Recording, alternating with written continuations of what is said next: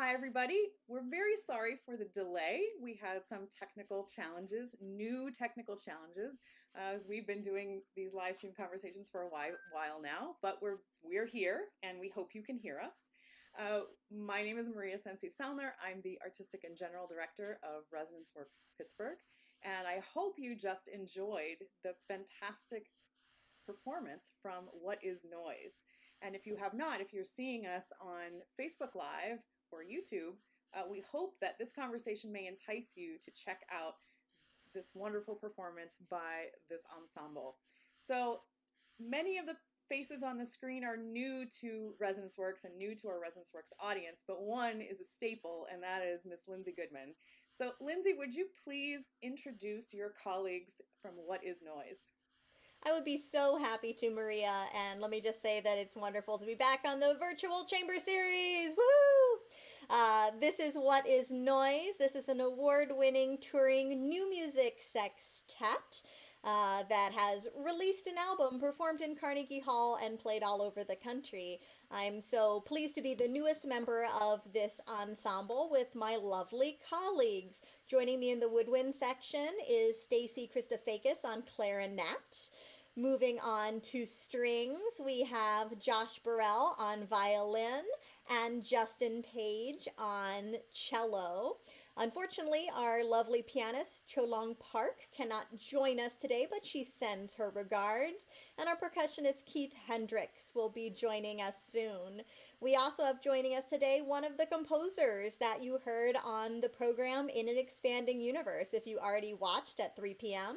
That's the composer who started the program, Nathan Lamb. Fantastic. Well, it's so nice to meet for me to meet all of you, and I'm really excited for our Resonance Works audience to get to know you better. I'd love to hear a little bit from each of you. Where are you in the world? Tell us a little bit about your background as a musician, as a human, so we can get to just get to know you as people and as artists. I'm looking at Stacy right below me, so why don't you start? Thank you. I'm Stacy. I'm the clarinetist, sometimes bass clarinetist, as it calls for, and What is Noise a lot. I live in South Carolina. I teach at Furman University. I grew up in New York, and I've kind of bounced around a lot since then. But most of what I concentrate on career-wise is new music with What is Noise, but also a lot of music that's heavily rooted in folk music and world music. So contemporary classical that's really influenced by the composer's native countries and the folk idioms from their cultures. Um, so new music and folk music, two very opposite sides of the spectrum, but that's kind of what has shaped my career. That's so interesting, and we'll talk a little bit, I think, more about that when we talk about the piece that you performed on this program. Absolutely. How about Josh? Hi, I'm Josh Perell, and I live in Huntsville, Alabama, where I teach on faculty at the University of Alabama in Huntsville as the theorist and composer on faculty, actually. So composition is kind of my main gig, but I also play violin as well. I'm originally from West Michigan, and kind of the history of What is Noise and how we got started is Stacy, Justin, Cholong, and we all went to grad school together at Florida State University. So kind of started this group back then, and it's just been a special part of everything that we've done. Even though life has kind of taken us all into different places geographically, we still get together and play, which is really special for us and a lot of fun. So a lot of my research has to do with either new music, composing new music, and working in that kind of realm, but also recently won a grant to do research on Grażyna Bacewicz and her music. One of the pieces that I played today, kind of inspired from my teacher, Renata Knifik, a violinist who introduced me to Bacewicz when I was an undergrad student a long time ago. So it's kind of a nice passion. But I've also done research on Czech composers who died sadly in the Holocaust as well, and done some research in that as well. So it's a little bit about me. Fantastic, and you preemptively answered my next question, which is about what is noise. But I'm going to loop back to that in a minute. Justin, why don't tell us a little bit about yourself? Hey everybody, I'm Justin Page. I'm just a room away from my wife, Stacy, in South Carolina. I grew up in Atlanta, Georgia, but I am a Tar Heel. My family is living in Chapel Hill, North Carolina. I lived there for most of my life, and um, I'm a lover of all music and all genres, but I would say, particularly as a cellist, my major influences come from Hungary. Um, the cellist Janos Starker is a big influence of mine, and really all of the Hungarian composers I just have an affinity for. Awesome. Well, maybe we can talk a little bit more about that too. And as you said, Shalong is not with us, but the composer of her pieces. So, Nathan, tell us a little bit about you. Hi, everyone. So I'm currently calling from Cambridge, Massachusetts. I teach music theory and composition at MIT. And I this has been an interesting journey for me because I started playing clarinet like Anastasia. And through my studies in Australia, which I was originally from, I never quite understood how music worked. So that led me to this long journey where I came to the States and studied music theory. Um, and now here I am. So in my own theory research, I study scales and the development of scales, how composers, explored and expanded tonality in the 19th and 20th century. And the music I write is also a response to that. It's kind of a creative outlet for my theoretical research. Very interesting. Well, we'll talk a little bit more about your piece in a couple of minutes. So, Josh, you talked a bit about how What is Noise, how you came together to form this, but was it always about new music? Yeah, actually, the ensemble kind of started just kind of as an ad hoc group because I had written a piece that's on our album called Roanoke, and we were supposed to have it performed on a new music festival, but there was a large biennial festival of new music that Florida State did, and we were all a little bit new musiced out. So the concert that it was supposed to be featured on was canceled, and so I didn't want to wait until the next year to be able to put that together. So obviously, I had lots of friends who could play at a really high level, and I said, let's just get it together over the summer. And we really enjoyed playing together, and kind of use that piece as a bit of a launching point to kind of play other music as well. So I think it's really, our mission is really about building communities and connecting through music, and that's really kind of how we started as well. And some of us were more casual acquaintances that had classes together that have now become really great lifelong friends. So we really did connect through music like that. So that's kind of how we started. It's just a piece I wrote.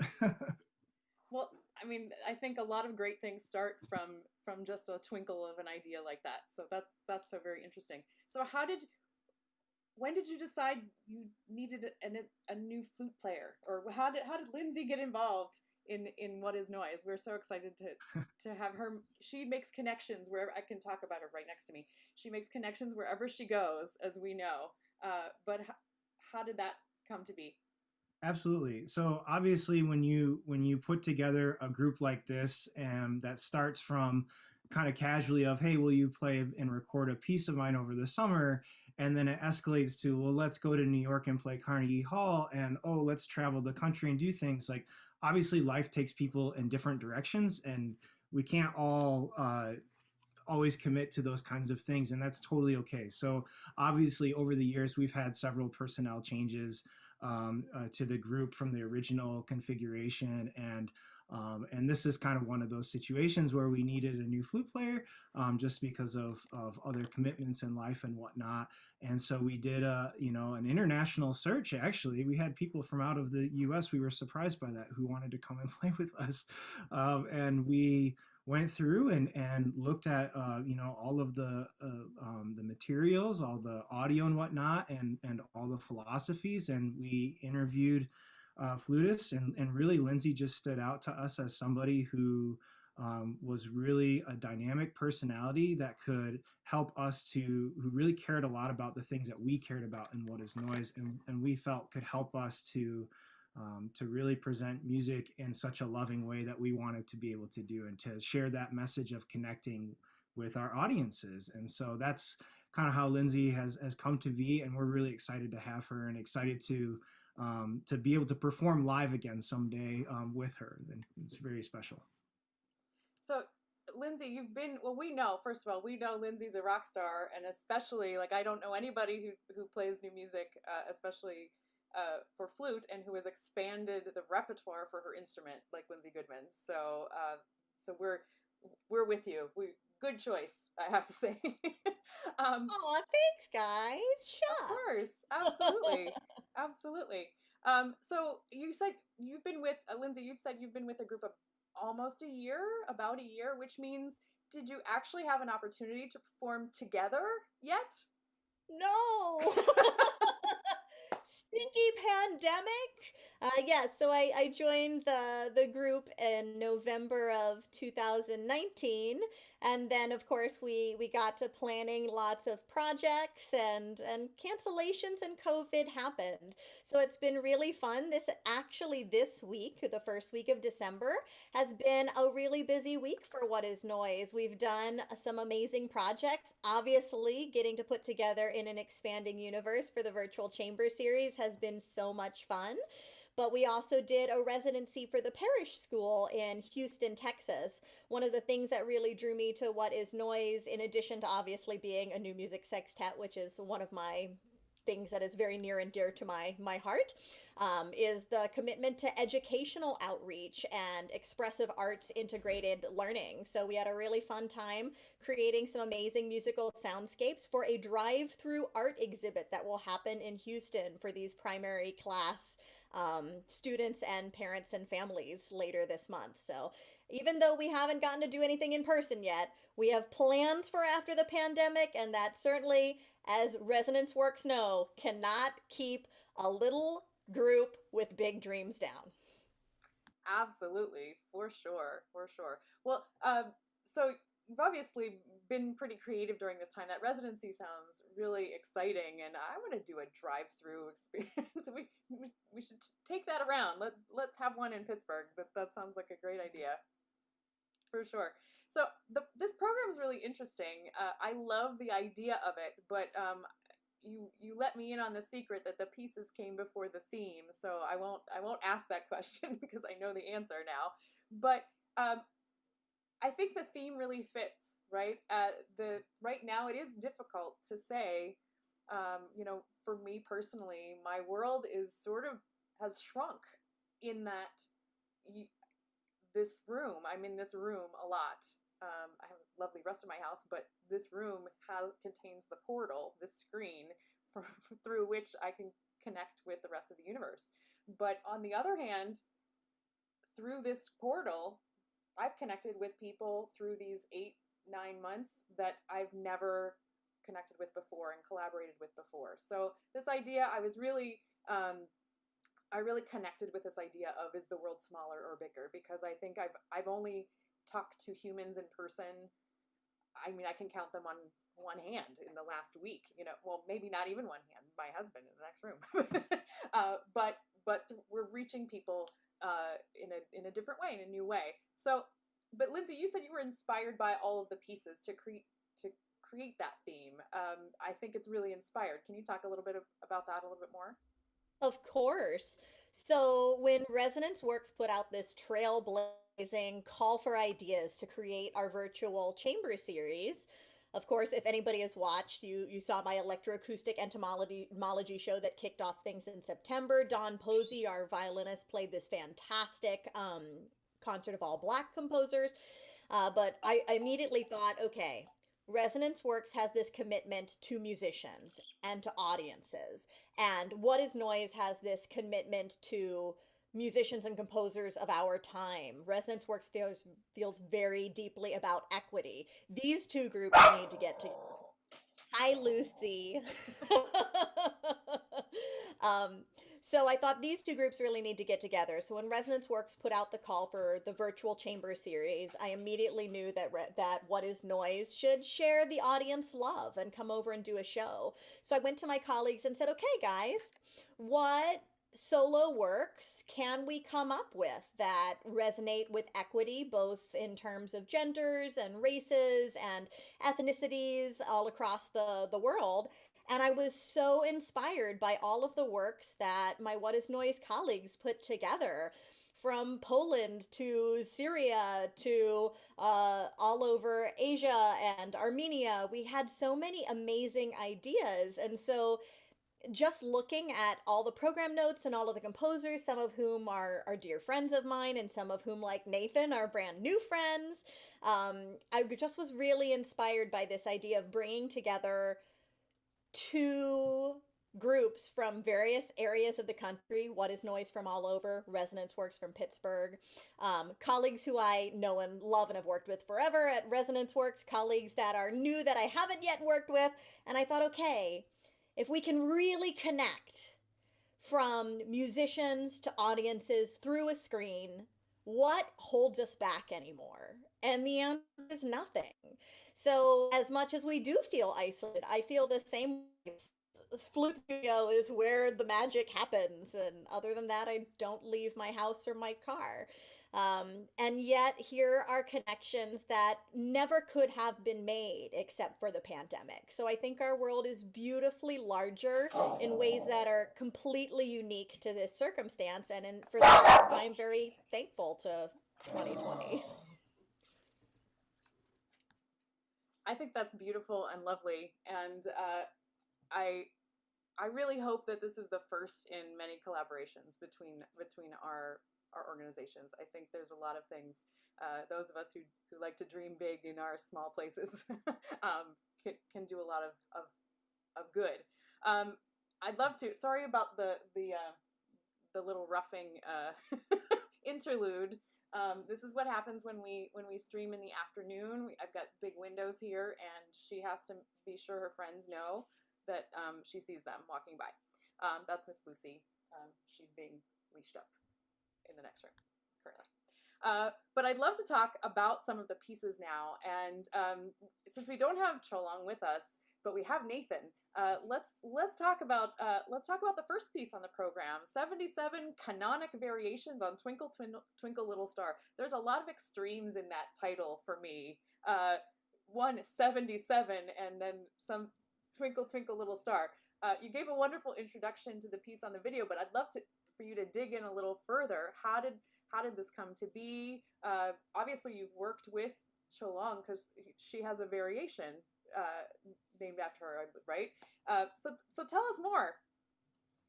Yeah, so this was one of the things. So I wrote this piece I started in late 2019 and finished it early 2020 when the pandemic was just happening.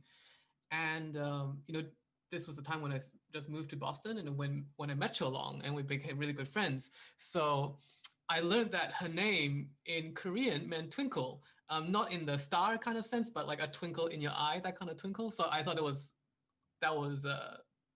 such a serendipitous moment. I had to give her own little movement there. And as far as the extremes go, it's this whole set started as a kind of academic exercise and as a kind of, I guess, Sudoku puzzle for myself. So at that time when I first started, I was just finishing up my dissertation and I just needed something to distract myself from. So I think that was my Sudoku puzzle. I would sit down and try to figure out what kind of creative ways I can put this melody together. And I started with 10 and then it grew to 20 and I thought, okay, I've got to stop somewhere. So I found, and because canons is all about symmetry, right? Of how you can combine these in different configurations, you stretch it upside down, whatever. So I thought I need a symmetrical number. I shot past 66, so I had to keep on going. So it was 77. Okay, that's a good place to stop. And my wife was like, you gotta stop doing this. This is driving me crazy. Because I was playing Twinkle Twinkle Little Star just on the piano around the house singing for like a whole year. Can you imagine that? So yeah, my wife's like, you're still married. I was gonna say, and you're still married. Yes. Yes. It's stuck in her head now. And yeah, it changed us for the better, I think. But it went from this academic exercise to something that kind of reflected what was going around the world inevitably, right?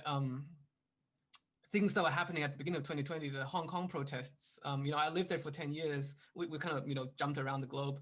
And so that was very saddening to me. And then the pandemic happened. So, this was when I was writing that very movement that you heard. So I thought, um, you know, there's even the nursery rhyme, you can transform it in different ways to express things that are happening. I mean, just emotionally to me.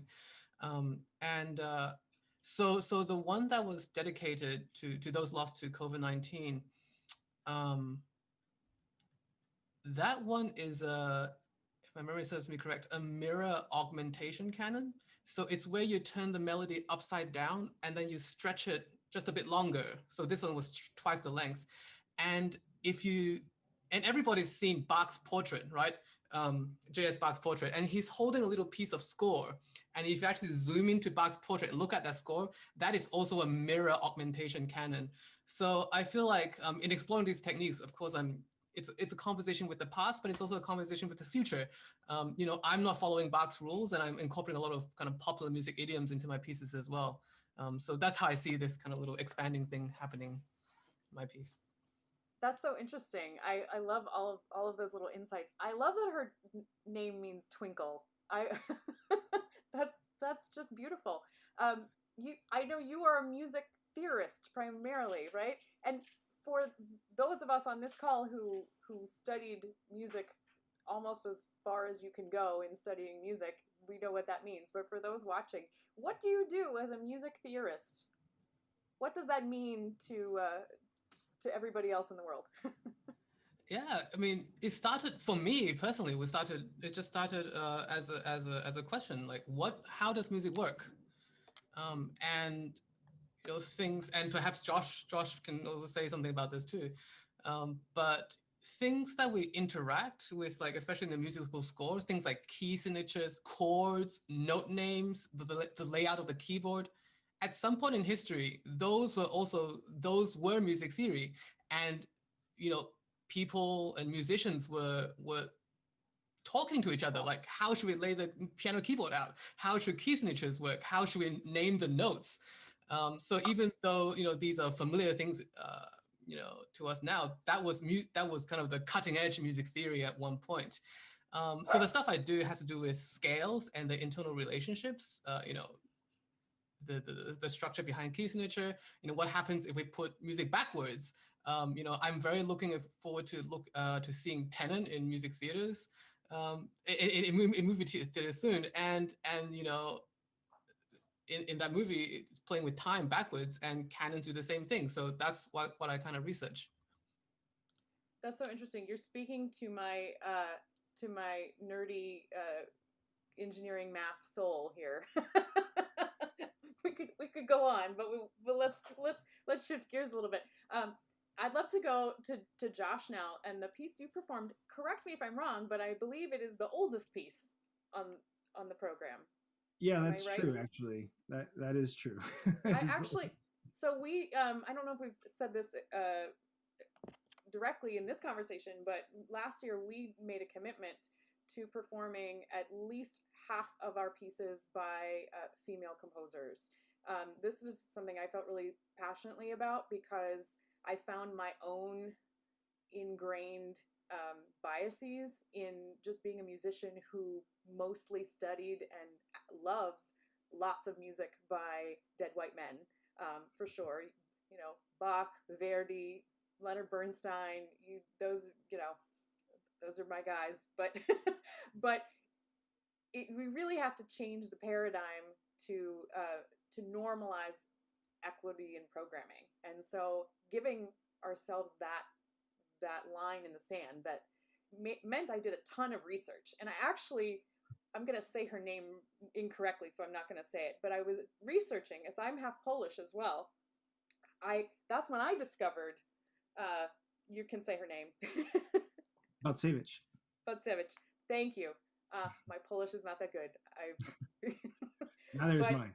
That's that was when I discovered her, and I was really excited about it. And so when I saw this program and that you would be playing a piece by her, I was really thrilled about it.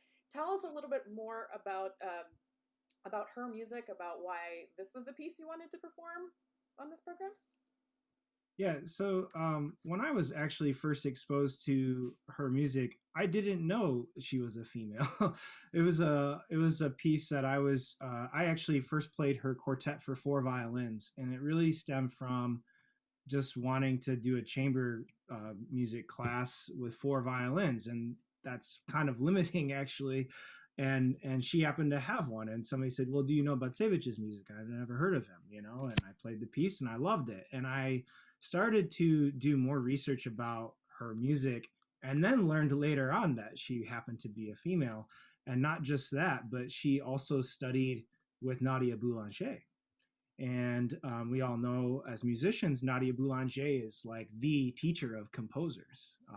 That's where all of the famous composers went to study, was in France with Nadia Boulanger. And not only that, but as a violinist, I learned Batsevich was phenomenal. She studied with Carl Flesch, and Carl Flesch is one of the pioneers for violin and establishing our technique.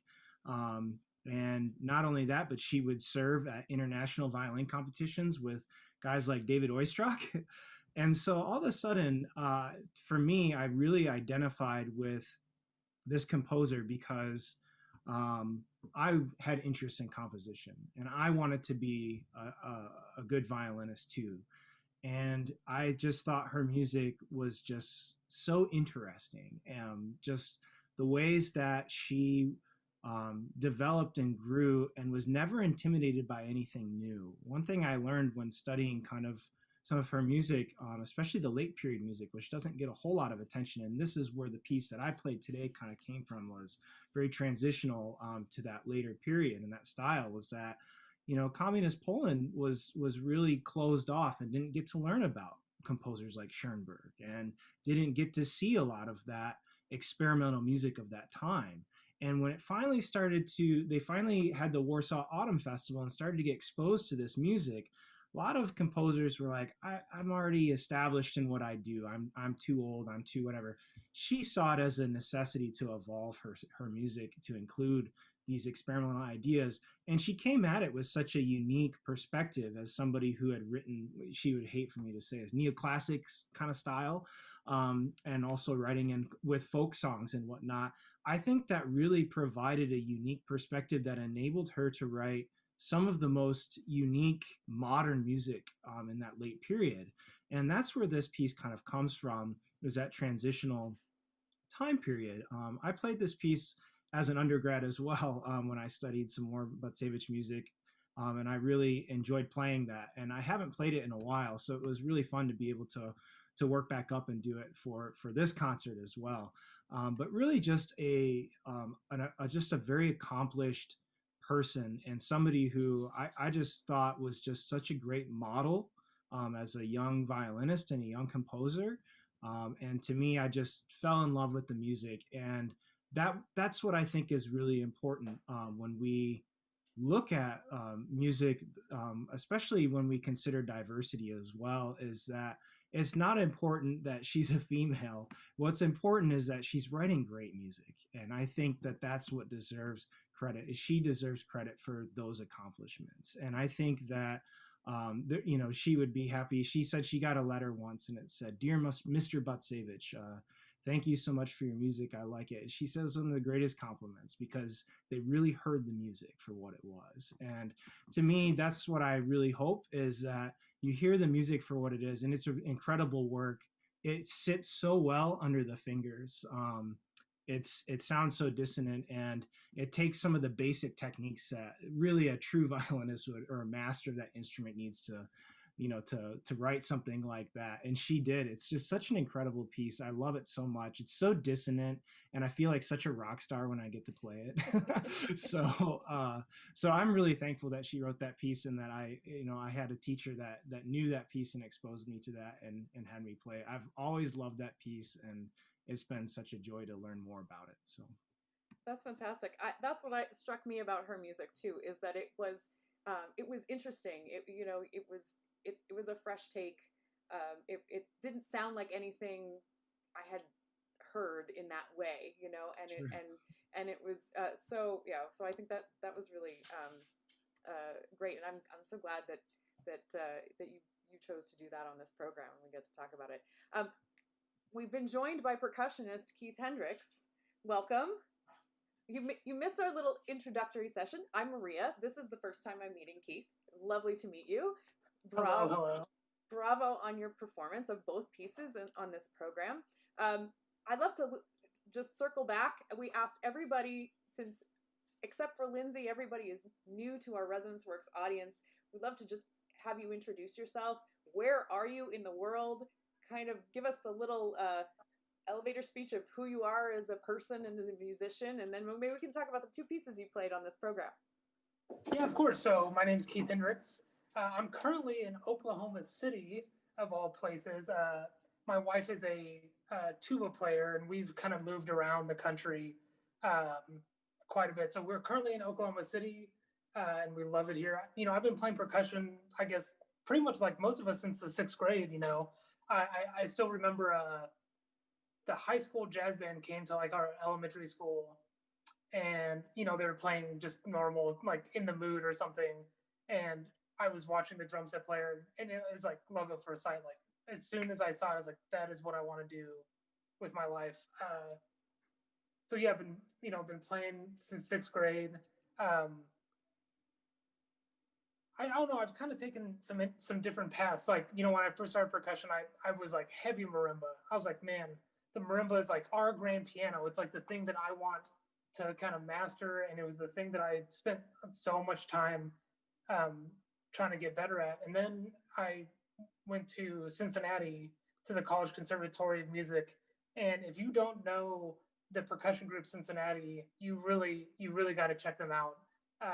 They're just world-class players, and it was there where I really started to kind of get into some of the more contemporary kind of music, and it just really expanded my palette of what was even just possible with percussion, much less music in general. And I'll forever be grateful for that experience. Like, 2 years is like, it's like nothing. It's like not fair. It's like I was there for 2 years, try to like expose myself to as much as I could with those guys.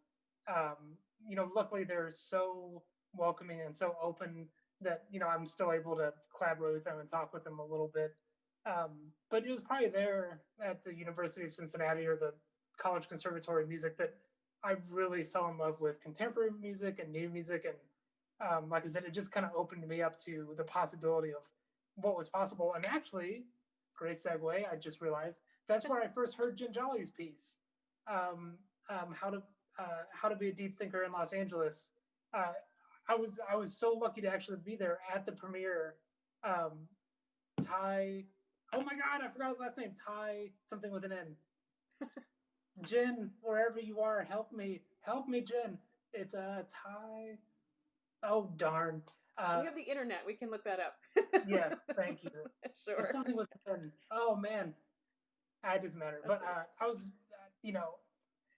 lucky enough to even see the premiere of that piece there, and fell in love with it. And I'm just glad. I hate that it's taken me this long to even circle back around to it, but I'm just glad that I finally was able to give it a go and try and do my rendition of it. Yeah, well, so we let the cat out of the bag that the pieces came before the theme for the program, but I'm interested as to the two pieces that you performed are very interesting in that there's text involved in both of them, and I'm curious as to how you decided on these two pieces for one program, and if any relationship you feel between them, and talk about Andy Akika's piece a little bit too, and how that works, because that's so cool. Yeah, text and music is kind of an interesting thing, right? I guess it's been it's obviously not brand new. There's been pieces that have had it for a long time. This idea of incorporating the verbal and like words into our music. There's something about percussion though that I do feel like it lends itself a little bit better to the ability to do that. You know, I mean, obviously, there are other instruments that that you don't have, the breath involved as much, or things like that. But there's something about percussion that it really kind of is almost, like it frees you up somehow. It allows you to be able to incorporate this thing that a lot of times I think performers might shy away from a little bit. That idea of like incorporating this other medium into their music, but for me, it just really heightens it. And it did take me a while. Like I still remember some of the first pieces with text that I heard. That I it took me a while to realize that there was so much more there, and that it really could add to the music itself. And I don't know, there's just something about it that I love. There's an ability to kind of be outside of yourself a little bit more, to actually act, to kind of put on this other persona. I don't know. It does something for me, like as a performer, that I love. It helps me like look at the music in a different way, and to like engage with it in a different way. And it's like, well, how am I going to make this gesture? Because I'm also saying this phrase. I don't know. There's just like the duality that um, I don't know. After I really like dived into doing these kind of pieces with text, uh, that I just kind of fell in love with. Bonnie Whiting Smith is another great percussionist that does so many pieces with text, and I think it's almost like her calling in some way. And just watching her perform some of these pieces it, it's enchanting. It really is. So another one, if you have not checked her out, Bonnie Whiting Smith, just tremendous. Andy's piece, yeah, also uses text. Um, Well, although being in a very it also uses some interesting technology too, right? So there's a couple different angles on that. Yeah, there really is. I mean, I love that piece. Stop Speaking by Andy Keough. I think it's so smart the way that he composed it, the way he arranged it, and the way that he asked the performer to engage with the music. I think one thing about it that I find very interesting actually is that, usually with a lot of these electronic pieces, or like pieces that have electronic playback of some kind, there's some type of metronomic click. There's something that's like, here is where we are. This is how you line up. This is what you do. Sometimes there's even a click going on in your ears or something like that. And there are moments like that with Andy's piece, but it's very open. It's very there's not an actual click. There's not an actual timing. There's in the score he has markings where it's like, make sure to line up this gesture with this word, but it's very much so like speech. It's very much so just fluid. It's, there are these gestures that you're interacting with the text and with Vicky. Yeah, it's just such an interesting piece. I know I said in my little intro video, but it's interesting that he puts these words into a Word document and then has technology recite those phrases back, and that is actually what created the bass, like sounds for this piece. And to me, that's just such a um, genius compliment to what we're doing in the piece. Like, and I love pieces that explain. I maybe it's not fair. Maybe I shouldn't say this, but I actually like pieces like that explain Vicky starts like, this is what I am, this is what I'm doing, this is what I'm trying to achieve, and then it kind of goes off the rails a little bit. But I don't know, there's something about that I really loved too. But the techniques that he has on the snare drum they just match so well with the text and blend so well, and it's you know when it's done well, it's very seamless between the text, like the between Vicky and the performer, even though you're interacting with her. And I guess that's what I like too, that there's not an actual click, that you are actually kind of reacting to each other in a way, even though she's this, autonomous, not an autonomous being, but I don't know. Well, It's such a great piece. I love it. that's a little bit what I was struck by is as you're listening, who's leading here, right? It's very interesting in that regard. Absolutely. Yeah. Yeah. Well, and this is a great time for me to remind you that if you're interested even more in the pieces after hearing these wonderful artists talk about them, that if you have a ticket to this recital, you can watch it over and over and over as many times as you want for the next 3 months, and we hope you will do that. And because a lot of this music, really, you learn so much more on a second hearing and the third hearing, and that maybe you'll spread the word to some of your friends and say, hey, there's this really great performance by What Is Noise, and the ticket revenue from our virtual Resonance Chamber series directly supports the artists that are performing on the series. That's why we created the platform. So not only can you learn about some new composers and some new music, but you can support these wonderful artists that you're seeing on your screen, and the one that is absent. So Jolong, we remember you. I'd love to talk a little bit about the duet, right? In a time of isolation, we have two people who are isolated together, and you actually get to perform together. And Stacey, also we're talking about your interest in new music and folk music, and I find that so interesting. I think there are lots of pieces that make that connection, and it's not always in ways you might expect. So I'd love for you to talk about this piece. Have you performed it before? How did this piece come to be on this program? So I actually, Keenan is a clarinetist, and I met him for the first time at Clarinet Fest. It's our international conference, but that is what we call it. And he actually plays with the Silk Roads Ensemble a lot, and he has a lot of other groups that he does on his own. And I'll never forget the first time I heard him play. We're all sitting in this big, it's in one of those hotels, so we're in all these random conference rooms. And he just kind of starts strolling in from the back of the room as he's playing, and the whole room went silent. The energy and the atmosphere was like tangible. It was unreal. And I was just mesmerized the entire time. And then I spoke to him afterwards, just to get an idea of like all his other pieces and some of the other projects he was working on. And I said, whatever you have, I have a flute player, I have a pianist, I have a violinist. Like, I listed anyone I could play with, and I was like, whatever you have, I want to play it. And he said, I have a place for cello. And I was like, perfect, because I have one of those too. Conveniently, you performed very conveniently. Yeah.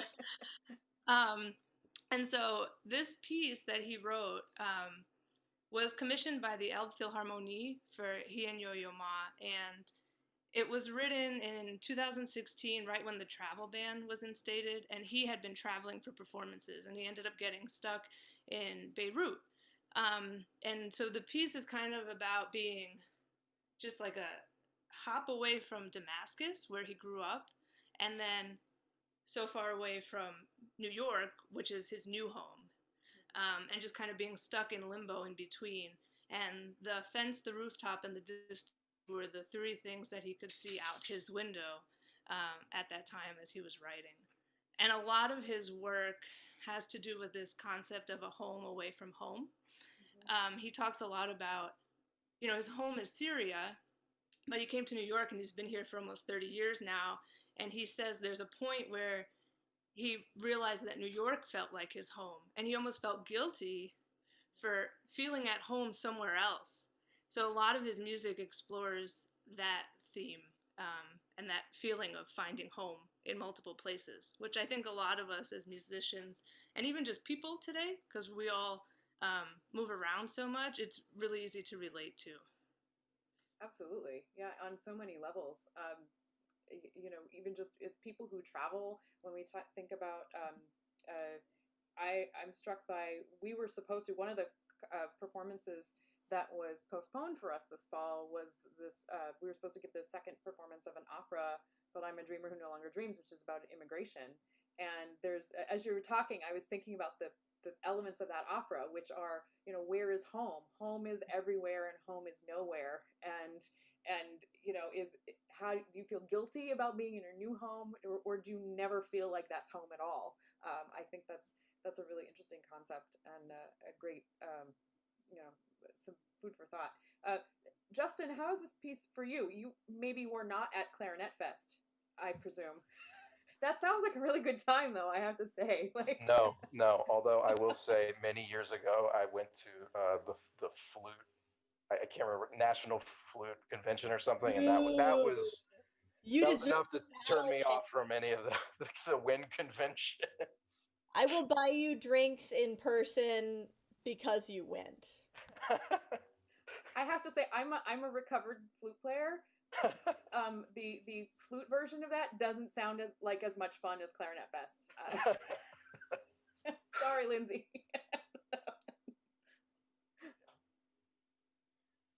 So yeah, I mean, it's interesting.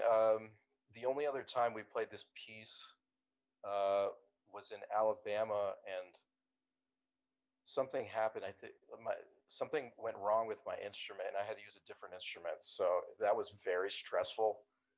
Um, and so it's a lot more familiar to play it on the old Warhorse here. As far as just like practical considerations for the piece, uh, Stacy basically told me, "Hey, I just got these new clarinets. We got to do everything in one take because otherwise they'll crack because they're not broken in." So I said, "Okay, okay, one take." So that was a little nerve wracking personally, but I think for me, um, anybody who listens to this type of music, but specifically this piece, you just immediately recognize that it has a unique sound. And I think a really clear example of that is the fourth movement, the dance. Um, Syria is one of the oldest civilizations and cultures in the world. And not just Syrian music, but a lot of cultures in that region, um, their defining features are not necessarily harmony, the way that we think of it in Tchaikovsky, Beethoven, Bach. The emphasis is more on melody and harmony. So the dance, for instance, is very, very rhythmic, um, and the melody is mostly shared between the two instruments, either in unison or in octaves. And for anybody who doesn't know what those words mean, that means we're basically playing the same thing the whole time. So the clarinet starts in 7/8, which is very, very common for Syrian music. Uh, the 7 obviously is an odd number, so the meter is asymmetrical. And even if you don't know anything about music or rhythm, immediately you know that you're hearing something different. Um, and it's just really, really powerful. I think Nathan actually said something about the last movement, about how it ends quietly. I felt the same way as him. I thought, oh, that's a little strange how that it just kind of disappears. The music just kind of disappears. But I think uh, that fits more with the story of him kind of being stuck between eras of his life, and for no other reason than circumstance. So I think that's it actually is effective, even though when we were rehearsing the end, I didn't like it. But now that I listened to it, I think I think it works. Absolutely. Well, I have to say, I have to listen to more Syrian music because 7/8 is my favorite meter. I've always loved 7/8. It's a good time. Everybody was like, 7/8. I'm like, no, love it. Love 7/8. Yeah, for all the music nerds out there, it's 2 + 2 + 3. Or 3 + 2 + 2. Or Yeah. there's yes, you get crazy. 2 + 3 + 2. There you go. It's a good time. Well, I want to make sure we talk about everything, and so let's. There's actually some connection. We talk about the themes of Kenan's piece, and it's making me think of I Will Not Be Sad in This World, Lindsay, and I loved your introduction to this about the tragedy that's happening in Armenia, and so obviously that is what inspired you, I believe, to perform this piece. Let's talk a little bit more about that. Tell us. Sure. So I Will Not Be Sad in This World is a piece that I've been playing for over a decade, actually. The composer, the wonderful Eve Beglarian, who's a New York-based powerhouse, She is such an expressive and creative artist. Of course, she's a composer, but she's also a vocalist, and she collaborates with dance and theater and film and writers. And so I just love the sort of amazing connections that she makes in her music through her projects. Um, One of her projects that has really inspired me that started, I believe, just slightly after or before I discovered this piece. She has a river project where she biked and kayaked the length of the Mississippi River in homage to Mark Twain and wrote music about her river journey. So she's just a really cool chick, and I just love her.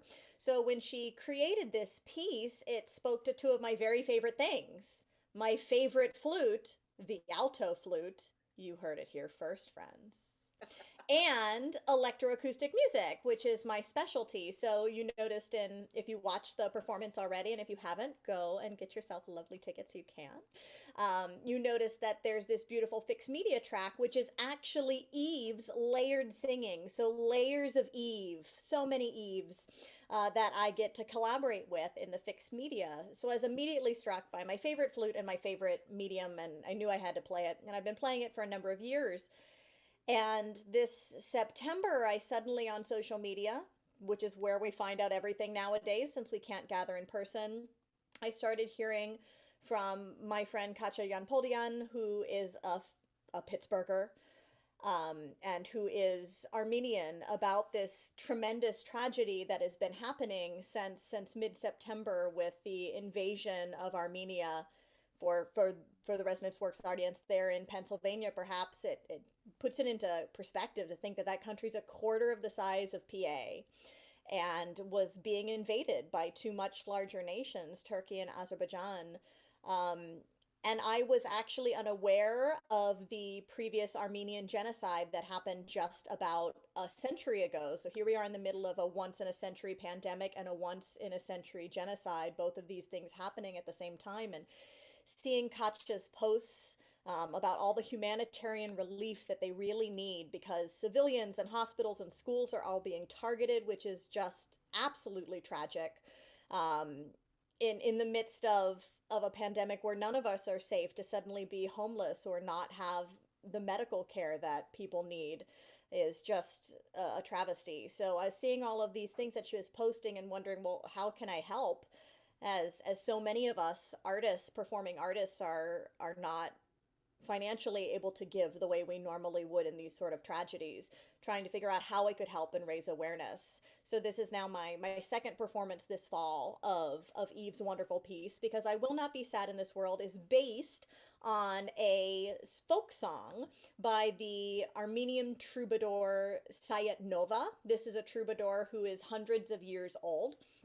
And this song is so incredibly popular that it has been covered for hundreds of years. I often play this piece and someone's like, "Oh, I know this from it was used to be on the radio in the 70s." People would know this song from other popular covers, but it's hundreds of years old. I will probably butcher it, but I have tried my best to get the actual name of the song, if I can just actually pull it up. Sorry. It's Ashkarumis Achshim Kashil is the name of the song. And it really does talk about this concept of even though there is a lot of sadness in the world, there is death and there is loss and there is leaving one's country, that there's still so much to be grateful for. And me personally, that has resonated a lot throughout this pandemic. I've been practicing gratitude every day, making it a habit to write down what I'm grateful for each day. And so this concept of I will not be sad in this world, I will choose happiness, seemed to me like the best way to honor our Armenian brothers and sisters as they fight for what's right. So that's why I've been sharing that piece a lot, and I'm just so grateful that Eve introduced me to it through her beautiful music, and that Katja made me aware so that I could share it with others. It's such a great sentiment in many contexts, right? Like, this is a time where we could all be really sad, and we are on so many levels, but it's a powerful thing. It's an empowering thing to choose happiness and to choose moments of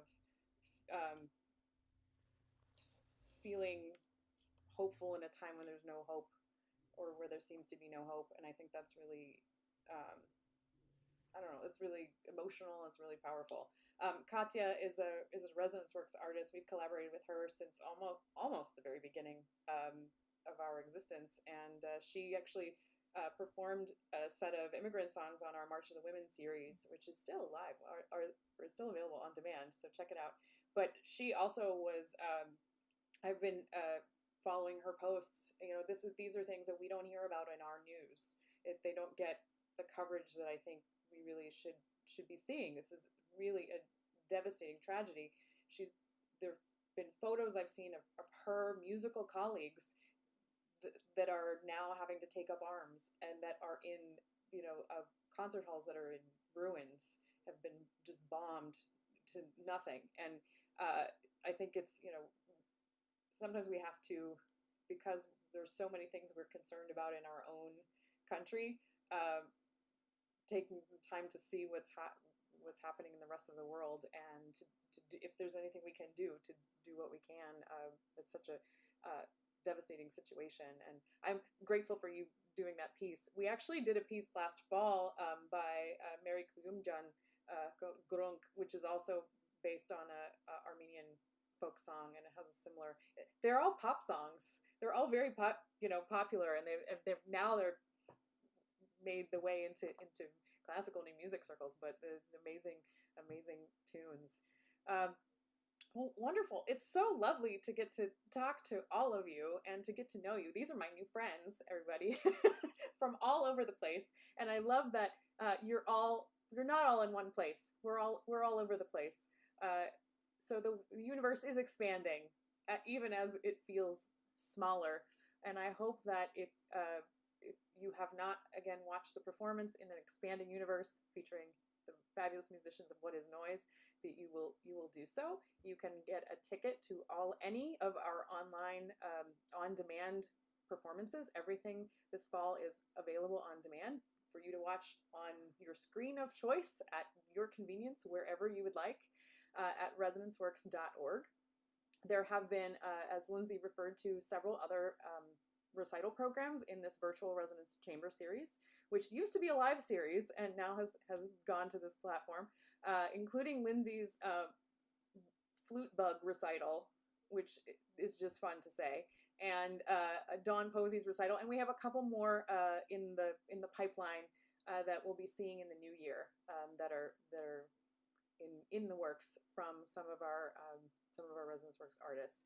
In addition, I mentioned March of the Women series is on demand. Our Decameron Opera Coalition is on demand, and next week we're having a virtual benefit, which is very different from all of the things that we just discussed, which is the benefit we were supposed to have in April. That was to feature this piece that looked at the entire canon of Giuseppe Verdi with vegetable puppets.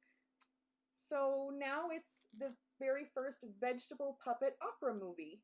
And I will be continuing I will switch hats as soon as we're off the air to the principal editor on said movie. And we hope you will join us, which all of the artists involved in that volunteered their time, donated their time and talent to support us, and so that we could have this as a fundraiser. And we hope you will join us. We've got lots of fun things planned.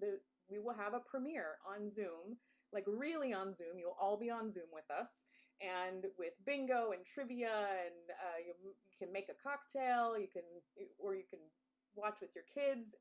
It should be a really fun time. And that is next Sunday at 3:00. And it is kind of a movie. You know, Verdi wrote a lot of operas, like a lot. So it is not 20 minutes long. It will be about 90 some minutes, broken up, and we will have fun activities amidst the showing of the premiere of the film. So we hope you'll join us for that. Any closing words? What is noise? What is coming up? We've all had to improvise through this time. You've obviously done that in really interesting ways. Programs like this, the residency that you were talking about in Houston, are there things coming up next for any of you or for the ensemble? Yeah, we do have some more virtual stuff that we're programming, and of course, we're working on hopefully in-person stuff for the next concert season. I was actually going to add to Lindsay's piece, speaking of an expanding universe, Sayat Nova was a poet bard, and he actually wrote poetry in many different languages, all in the same poem. So the rhythmic inflection, when it's translated to music, is actually really unique to him. So he really brought together a bunch of different cultures and languages in all of his works. So there is your continuation of an expanding universe with What is Noise. Fantastic. Anybody else have anything exciting happening in the world or from your home as we do? Nobody's clicking anymore. I'm looking forward to being on the Zoom call for Verity Vi Vegetables next week. I'll be hosting one of the breakout rooms with the board members, so come hang out with me. Let's play Verity games. And then in January, I am living out my childhood dream. In January, I will be on my Facebook page. You can find me at Lindsay Goodman Flutist. And on my YouTube channel, Lindsay Goodman Fans, you can tune in for Flute Appetit, where I will be doing a concert premiere of food-inspired electroacoustic works, followed by some of my favorite vegan recipes in the kitchen, because I have been giving fake cooking shows to my stuffed animals since I was about 10, and the pandemic has officially made me crazy, so I'm going to teach y'all how to make buffalo cauliflower wings, and then you're going to listen to some awesome music, including something by Pittsburgher Eric Moe. So come follow me on Facebook and YouTube, and come hear Flute Appetit in January. I did see you on social media holding a knife, and I was concerned. A flute and a knife. So definitely something to check out. Nathan, where can people hear more of your music? Yeah, you can go to my website at nathanlam.com. That way you can see some of the up-to-date theory research I'm doing. I am presenting in Paris, supposedly next year, about some of the mathematical structure of pentatonic scales in Chinese theory. So who knows what's going to happen next year. But if you go on my website, nathanlam.com, you can see what I'm doing with a cutting-edge theory. That sounds awesome. Are there any particular pieces that folks should look for? Give us we've heard some your twinkle variations. What's the next, if we're going to go slightly deeper down into your catalog? What's the next thing to listen to? I can't say for sure right now. There's a few commissions that are like in the works. Yeah. But yeah, a lot of my compositions are based on what I research. So I'm hoping to incorporate some of those new tricks I've learned from Chinese music theory into my own works.